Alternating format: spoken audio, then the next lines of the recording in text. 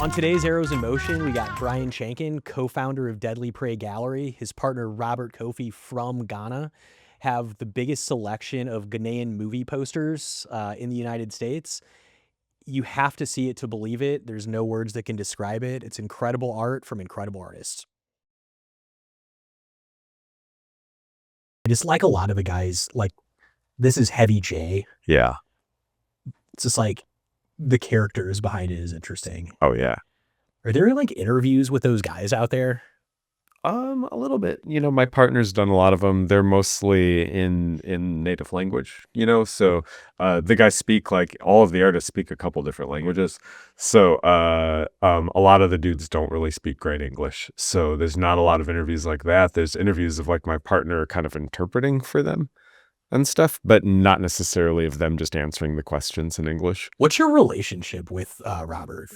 Like, do you guys talk every day? He's in Ghana. He's like working directly with the artist. Yeah. Is there like a centralized facility that they work out of? I mean, they all have their own studios, but he has a small gallery there that's also Deadly Prey Gallery. And that small gallery is where he houses his artwork, and he has a few examples of all the artists over there. But he's mobile, and he's visiting the artists at their studios, couple times a month. So he's constantly just driving back and forth visiting. We work with 11 guys. So he's just, he's all over the place. And they might not all live around the same area. One guy lives about 2 hours away. So he's really got a plan visiting him. Like, what type of volume of original items are they producing? Like, is it dozens a month? Oh, sure. Altogether, yeah, dozens a month. But in general, each artist has their own kind of workload, I guess, and their own kind of ability to make so many posters in a month, just because of the way their style is or the way that they do things. Like C.A. Wisely, he did the John Oliver painting you might have seen.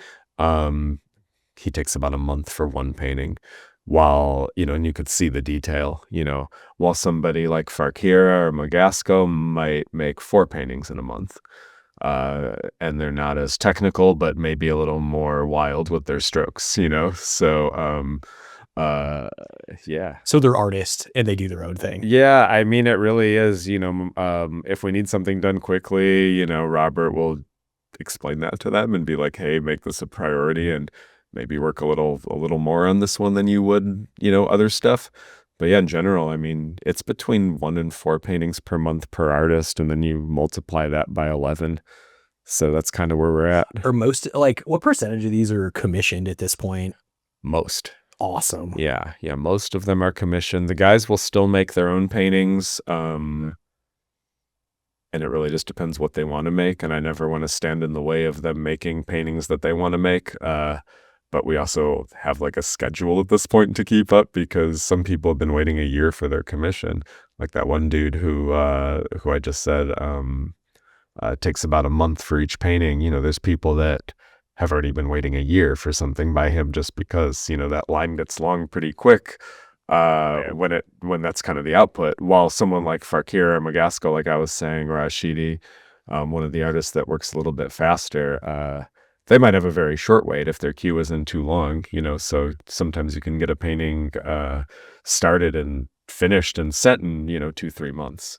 While kind of, I don't know, the average time though, like with kind of the workload of everybody, if you want to go with the first available artist, average load is about like 3 to 5 month wait time, something like that. So it does take time. God, I know you're on a time schedule, as you got a show tonight, obviously, which we're all excited about. Yeah. I think a lot of the people, like, our perspective on this and why you're so interesting is there's a spectrum of how businesses get started. And from the opposite extreme is, I'm going to buy a business, gut it, try and generate as much profit, flip it and sell it. Yours was the polar opposite. You read a book, Ghana Vision, a bunch of things happen, and now you have this business. Yeah. I guess the main thing, which is organic and exciting. Yeah. At what point in this journey did it go from an interest, a friendship, to we're running a business? Sure. Well, I mean, I was simultaneously had a video store that I was running, and that never did well. It was fun to have, and it was incredible, right? So it's called Odd Obsession Movies, and the story kind of starts there in that way. I was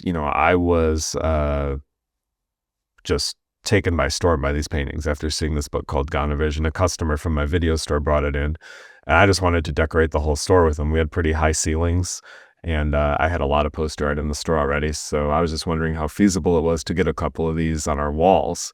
So on the 50th page of a Google search, something like that, I found Robert's gallery, and I saw that he was selling different sorts of artifacts, mainly drums, but he was also had a couple of these hand-painted Ghanaian movie posters. So I contacted him. He got back very quickly, and we just started talking. I told him about myself. I told him I have a video store, and it quickly turned into not me buying posters for the video store, but him actually sending posters for me to show in the video store. And he was so nice and so cool about everything and saw how motivated I was. We trusted each other pretty quickly after a few conversations. And honestly, like, I think this is maybe the most awesome thing is, I mean, this is all by chance almost, and it just was at the right time. Robert was actually looking for someone to work in the U.S. or just in the West to try and distribute these or tell people about them, whatever, just kind of promote his business too.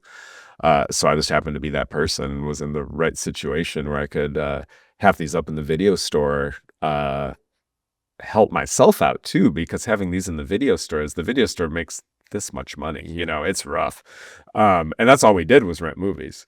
We didn't have like concessions or anything like that. It's like a passion project of all So time. it was definitely a very long passion project. But yeah, then that actually made people want to come in for other reasons now. And they're like, oh, wait, that video store has these hand-painted Ghanaian movie posters. You should check them out. So he would just send stuff over, and as they would sell or ones that I maybe wanted to pick up, I would pay him for them. And there was never any pressure, so I was able to actually start this business very slowly with Robert. Over the years, obviously, it's evolved into other things. But at that point, he was just sending me paintings to sell in the video store to try and help the artists, to try and encourage the growth of my store or my business or whatever business that would become later. So that's kind of how it started. And then we realized that our customers were actually anxious to see certain movies instead of the movies that were already there in these posters. Some of them were like not the most popular movies, right? They were movies that were bootlegged usually from UK Video or from Hong Kong Video onto a way to play in the Ghanaian VCRs and DVD players. So the selection was strange, and it was more like the selection that I like rather than a mainstream selection. So you get a lot of genre movies, a lot of 80s action, a lot of low budget horror, a lot of kung fu, a lot of Bollywood. So a lot of stuff where actions speak louder than words. Physical comedies too, stuff like that. So that's kind of the movies that were popular then and were shown in the posters, but more like, I don't know, more like art films and so on. Like, they weren't shown in Ghana, but a lot of people or foreign films or like whatever type of new films, a lot of people that were coming to the video store wanted to see those as posters, and sadly those weren't even a thing. Even a lot of mainstream movies weren't made. I tell people this, like how me and Robert came to the name Deadly Prey. It's because are you familiar with the film Deadly Prey? No, I only saw it flipping through an Amazon listing for Ghana Vision. Oh, like when you go through the slides, Deadly Prey poster was on one of the 10. Sure thing. So Deadly Prey's from 1987, and it's it's like a low budget action movie, a la Rambo meets The Most Dangerous Game, where this militia picked the wrong guy to kidnap and hunt, and he basically takes care of business all over this militia. So anyway, it's a straight to video action movie. People in like niche, I don't know, people that like very niche things. The Dogs of the world. Totally. Yeah. They know that movie. Mainstream audience does not know that movie. However, in Ghana, mainstream audience does know that movie because it was so popular in their mobile cinema back in the day. So, it's sort of thought of in the same like sort of velocity as something like Rambo or Terminator or Matrix or anything like that. Deadly Prey is on that list there. So I found that fascinating. I love the movie Deadly Prey, and it happened to be Robert's favorite movie. So we came together on that. I suggested it, and he just laughed. He's like, that's my favorite. I was like, wow. Because it was just something that I realized I thought seemed tough too. I thought the name was awesome. Yeah. What a sick name. To actually throw that onto what we're doing because it is so relevant to the story is how we came to it, I guess. God, there's just like the coolest things in life. There's just so much like serendipity in the story here. Yeah. Oh, yeah. I tell people all the time that it's a series of blessed events, really, that led us to one another. And when we started to kind of elaborate on what I was talking about before going into the Deadly Prey naming portion, customers started asking for their for paintings of particular movies and asking how that can be done. So I talked to Robert about that, and that's really when things started changing and really kind of just shooting upward. When we asked the artists, it turns out that he knows all of the artists, and he's worked with them since the 90s. So he was in the mobile cinema as a teenager. So he knew all these guys when they were young and has kept up relationships with them over the years and carries their work in his gallery at the time that I contacted him. So I said, okay, well, can we do these, on a commission basis? And he said, sure, well, let's do it. He's like, I was going to even suggest that. So that's when it started getting to be something else, because then people were seeing titles that were very familiar to them in a more mainstream way too. And that's when like the Mrs. Doubtfire painting was made, and any number of other movies that maybe wouldn't have been made before that you're now seeing made, like Teen Wolf, or like trying to think of some of like I saw a Jaws one that I thought was really fun. Several Jaws paintings that was popular in Ghana too. That actually made it over there, but still there weren't a lot of paintings of it. So, we have that coming out. And even though there's 100 Terminators and Rambos and Predators, they're making more of them because those are the ones in The Thing and Alien, because those are the ones that were sort of moving fast. Somebody buys that and then it's gone and then somebody else wants it. So they were concentrating more so on what was, I think, popular and what this new audience was trying to see. That definitely created work. And that definitely kept things more on like I'm not painting these posters to try and sell them. They're already sold and I'm painting the poster now for that. So that was pretty groundbreaking, and just setting up that simple formula was a big deal. And then that led, we got all these popular movies now as posters. That led to the need to actually think about making them as prints. And, Kofi and I both came up with the idea of making these prints, paying our expenses for them, but giving all the profits to the artists. So that right there that kind of developed a bigger connection than with the artists. And this is only about probably 6 years ago we started making prints. Before that, it was, I think it was just less of a full-time thing for me. I was running the video store at the time too. I closed the video store actually in 2020 to concentrate fully on this.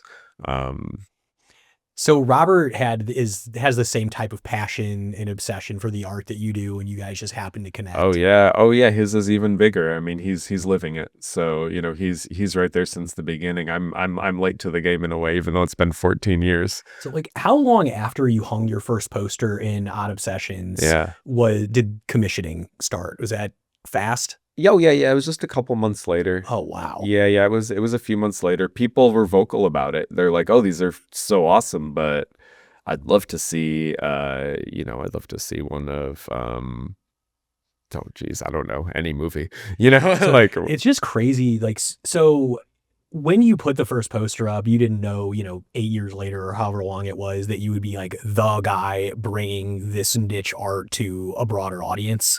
Like, how did the awareness grow? Sure. Well, I think there was an awareness before. There were other people who had brought the art to the U.S., but not in the same way. They were bringing the art to the U.S. to try and sell it. They weren't bringing the art to the US to try and make a business out of it with the artists. So that's kind of where we differed in that. And I think that that's kind of where we gained a sort of different allegiance and a different sort of respect, but also like, yeah, we pushed the hell out of this on social media, and it quickly started kind of coming to a head, which was great. I feel like the people who brought these paintings before Deadly Prey to the US were kind of trying to keep it a secret and, act like the artists weren't still making this to make it more of a relic or an artifact. Oh, like just the scarcity effect. Totally, because the people that were doing that were selling them for very high prices, and the artists were not making that money. So this is where we really changed the game with it, is because the artist's allegiance sort of came to us over these people who they weren't making any money off of and who were just kind of using them. That's the dark side of what's happening here. There's always people like that out there. So it is surprising to me that we were the first, Kofi and I and Deadly Prey in general were sort of the first people in this genre to put the artist first. Yeah, I mean, treating the artists like people that matter are or even just letting people know that they are people, and that this isn't just like some like extinct thing, like. Obviously, around that point, the mobile cinema, which I guess I could talk about that a little bit. Yeah, give it a quick overview. Yeah, sure. So the mobile cinema at that point, when we started, was extinct. By 2012, there wasn't a mobile cinema going on. The last remnants of that were in the late 2000s, I'd say. To get into that a little deeper. So these posters are the product of something called the Ghanaian mobile cinema, where video clubs, and these video clubs consisted of a video club operator, a big truck, TV, VCR, gas-powered generator, movies. They would show up into areas that didn't have electricity, and set up open-air mobile cinemas for screening. And they got so popular and so competitive that numerous trucks, these video clubs, would show up in the same city or the same village, and it was a competition to see who would watch what movie. So to set them apart, they hired artists who were at that time were mostly sign painters, to make extra crazy posters of movies that they had usually seen beforehand, but sometimes not. And sometimes the video club operator would just explain to them details. So that's where some of the confusion would come into play. But more so than that, it was about making a poster that was super wild to try and set their movie apart from another movie that might be shown. So in that way, it's all business. They're hiring the artist with the best ability to make something wild, but also something very skillful, to try and get that video club to make more money. So there was kind of a competition where they were like upping the ante of absurdity to some level. Yes, but also upping that like ante of creativity. And sometimes those go hand in hand, yeah. Right? Yeah. So the artists would basically just try and make something as interesting as possible in the end. And that was a competitive thing between the artists. One artist would actually like take that very seriously against another artist of whose poster is better. And these were on, just to paint the picture, they're on flour sacks. It's true. So it's they're actually painted on flour sacks. The flour sacks are usually treated with some sort of white paint or gesso over it, or just a clear coating over it, and then they would actually paint on those flour sacks. So none of these paintings are a perfect rectangle. They're all oblong, just because you're dealing with that kind of piece of material. They'd make them pretty nice too. They would like sew like little grommets on the ends, and they would sew borders on them. Just kind of sew it under. There's usually a painted border around the edge.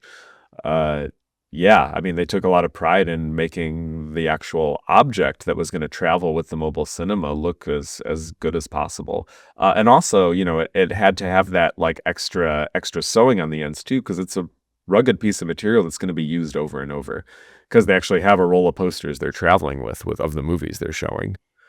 Yeah, it's such a cool history. Like, you could talk for hours about just that concept. Yeah, sure.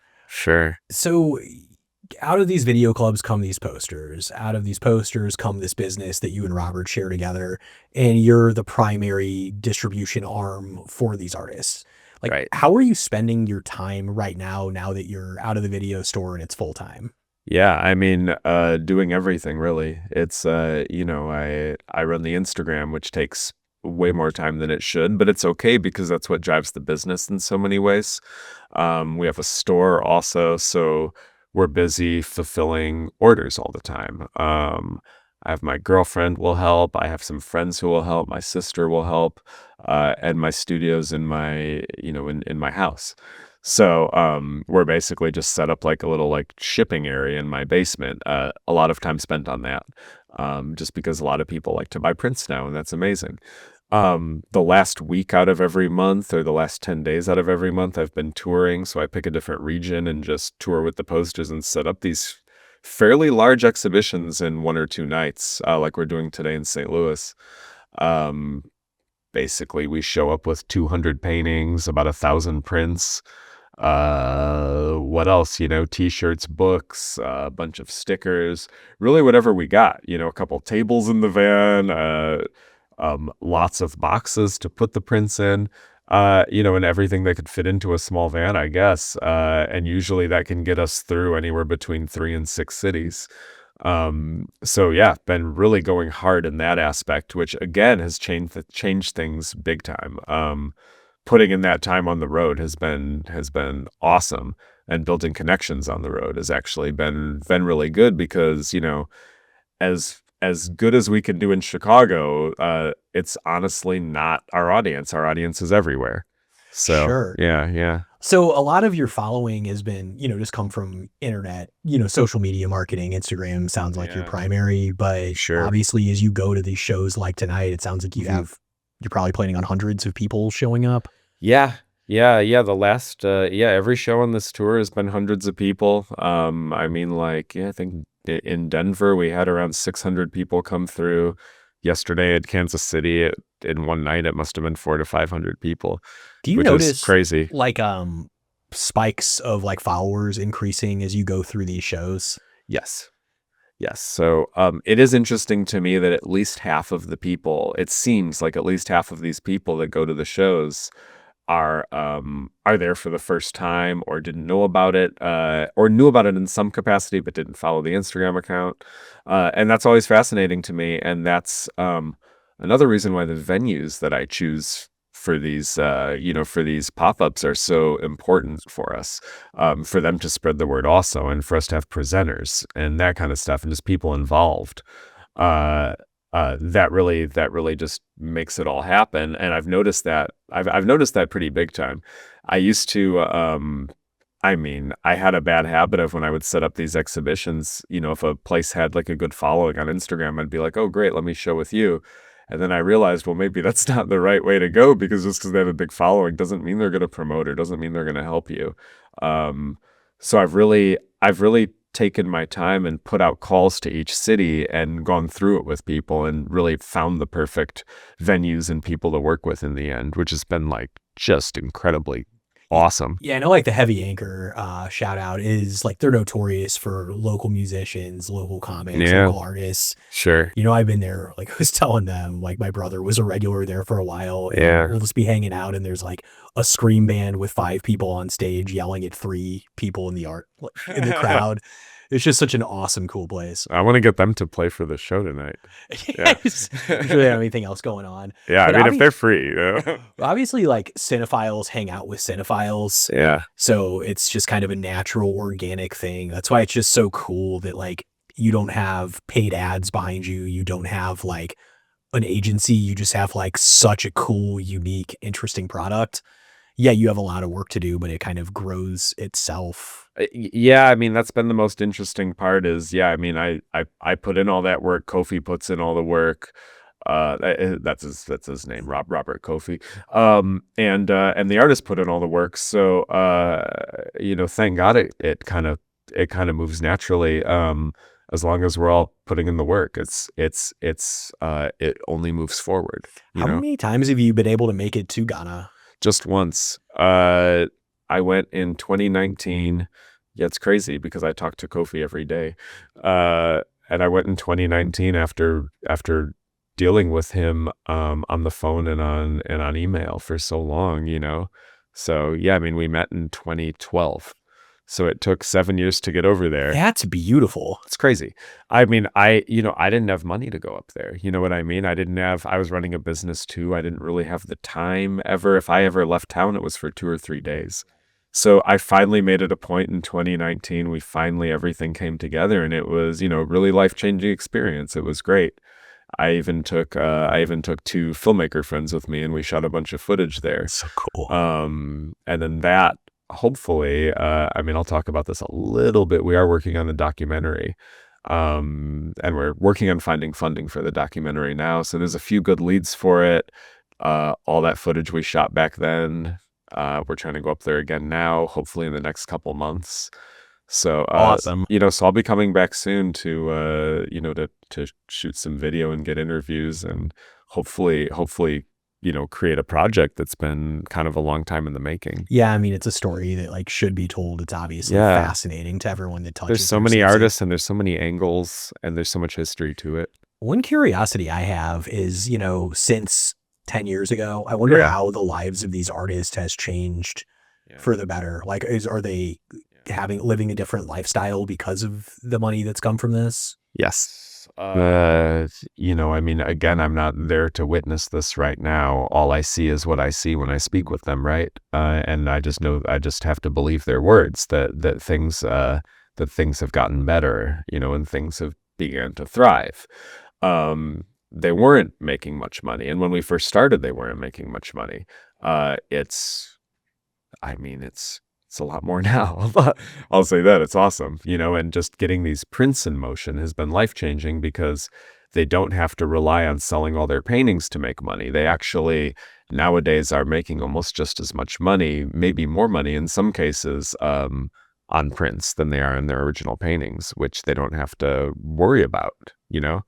Yeah, it's a dream for people to make money without just directly selling your time. It's how I would want it, you know? So, I mean, yeah, it's a great method and it's also made business easier for Kofi and I because the more prints that are out there, the more exposure there is and the more people will want to buy originals or set up commissions. So, not to sound like, I don't know, a jaded business person, but there's a lot of drivers behind running a business and profit is the biggest one, which doesn't seem like yours. What do you think drives you to go through all of the pain of being a business owner? Because you're busy as shit. Like there's a lot that you're responsible for. Yeah. Why? I mean, I am making money off it. Yeah. So so I am driven by that too. You know, you know, we've developed, Robert and I have developed a way for us to do what we want to do, and actually get paid decently for it. With the help of everyone else involved, right? So there are ways to have it, you know, to have everybody thrive. I don't know how we've got to this place. It's amazing that we've got to this place, but it's been because of the artists and they put out such a unique thing. So, I mean, it starts with them. And what I've done is help the exposure in a way. And that's really the main component that I've done. And now I'm like the person who can take them on tour and talk to people and actually, and know things about these and actually be that authority, which is, something I never dreamt I could be, right? It's very cool and very unique and it's the best job in the whole world. You know, this is amazing that it's come to this place. Do you think of yourself as a marketing professional? No way. No. Like you've done the job that most people that consider themselves marketing professionals never actually do. I never even thought about that. Yeah. Well, yeah, I mean, you've had more tangible success as a marketer than most people get to have from the agency side. Interesting. Yeah. Well, I mean, it just is what it is. You brought this as the distribution arm without thinking of yourself as doing marketing, I guess. Yeah. Well, I've had to try a lot of things, you know, so, and I've also had to figure out a lot of things. Just, I think anybody owning their own business obviously has to wear a lot of hats. You know, I'd like to get a better accountant. Maybe I barely have one. I'm mostly my own accountant. Yeah. So it's like at this point, that would be a nice thing to have if I'm going to find somebody to pay. But yeah, I mean, It's a lot to do, you know? But like it's also like out of necessity. So when it's out of necessity and I just have to do it, I just got to do it. Yeah, the easiest work to do is the stuff that has to be done or you screw everybody. Oh, definitely. And then I'm behind on literally everything else, but you just got to do that first. Like right now, oh my God, with these John Oliver prints that came out, we sold a lot of them. We literally did about a year's worth of business in 1 week.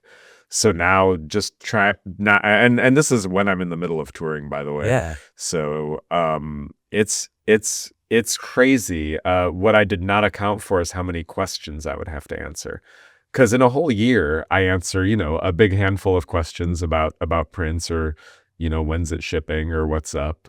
People hate reading. They do not like reading one bit. You don't say. But they want their thing they ordered, but they don't want to, but they'd rather message me than actually read when it's shipping or anything like that. And I got to be a good business person and respond to every single one. So I can't do anything every single morning. I can't do a damn thing until I've responded to every single person with this year's worth of prints in 1 week. So it's been an interesting month. That's for sure. Maintaining that level of professionality when people are very unhappy that they didn't read. Yeah. Yeah. It's like no one likes to think of the consequences. Oh, totally. So that's been a struggle for me, has been the customer service aspect. I enjoy customer service. Yeah. I actually think I'm very decent at it. But at this level, I didn't expect it. I didn't realize that this thing would be the hit that it was. And even if I sort of did realize that part, I didn't know I'd have to worry about all of these different aspects. But when it comes down to it, it's a year's worth of business in 1 week. So like what happens? Just do it, Like, what happens to you if that happens like a few more times? I don't know if I want it to, because it's great money and all that, but I don't know if it's worth it, because unless I'm able to maintain it all the time and have a very large business with a ton of employees, and we're ready for it. But the truth is, it's sporadic, and I can't just have a bunch of employees, because most of the time stuff is a normal rate, right? Yep. And then that's when I'd get in trouble. Like if I want to get a big old studio and buy a building, or have or rent even a really nice studio to do everything, and that's bigger than what I got, how am I supposed to know? It's so up and down, right? So, sure, I would like more opportunities like the John Oliver show, and I would take them. Sure. I mean, when something like that happens, you got to just do it. But we were, overwhelmed by it. It's something that I knew would be big, but I didn't think it would be this big. It's just so cool to sit across from a business owner that thinks, I just don't know if I want to get much bigger, and is just happy with what you're doing, and everyone you're working with is happy. Yeah, I mean, it's the kind of thing like, I want to increase our commission rates for the artists. We do that steadily, and we increase them all the time. So I would like to actually do something like that. I'd like to put out more products. I want to make sure everybody's accounted for, and I want everybody to grow, with the business. Which, I mean, Kofi's so good. He works with these artists every day. So when stuff happens, he makes sure it's happening, You got to go. I cannot say how much I appreciate you jamming this into your schedule. Oh yeah. Sure. My pleasure. Finish with this. Like, what can someone expect when they come to one of your shows? Okay. Well, they could expect a lot of people looking through many boxes of prints, because that's kind of what these shows have been known for. We have almost 600 different prints. And we have about, like, I don't know what it is, something like 14 boxes of prints with like 150 prints in each box. That's what we bring with us. So it's an amazing place to just go shopping. And it's inexpensive. The prints are $25 each, or buy 4 and get the 5th free. Hell yeah. So people see that as a great opportunity to just go out and buy gifts for people. Like this guy. There it is. Yep. Yeah. The guys actually have their own print of that too. Tim. Really? Tim and Sam both have prints of that. I didn't know until today. My favorite artist is Heavy J. He's the best. Yeah, it's a great name too. Oh yeah. I mean, and all the guys' names are so tough. Salvation, Heavy J, Farkira.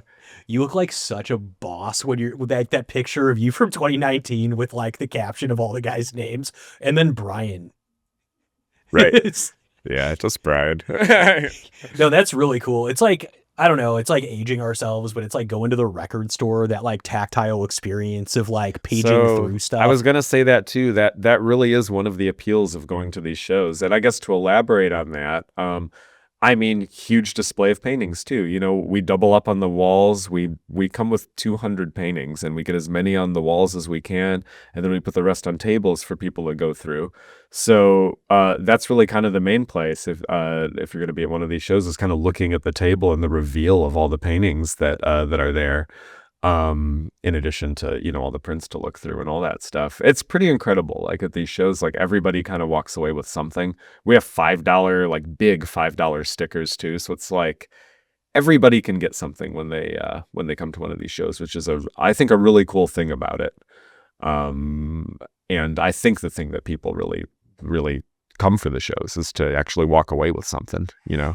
Yeah, it's cool. It's not, it doesn't have to be this thing where you look at something on the wall that's Right. expensive and think, man, oh wait, maybe in a few years. Definitely. And I mean, you can do that too, right? Yeah. And we sell original paintings at every show. It's awesome. And they're from people who almost every time are just from people who've been thinking about it a really long time, realize we're coming to the city, save up for it.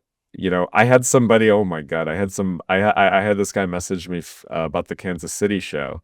And, you know, we love showing in like punk rock venues, unorthodox places in general, or galleries, whatever. We'll show anywhere that where the people are right. It's on brand. But yeah, definitely. And this guy was telling me we showed at a place called Howdy, which is an all ages punk rock venue. And it was amazing. It was the coolest show ever. And this guy messaged me. He's like, listen, you might want to reconsider showing at a place like that. You know, like people like my clients are not going to want to go there to buy paintings.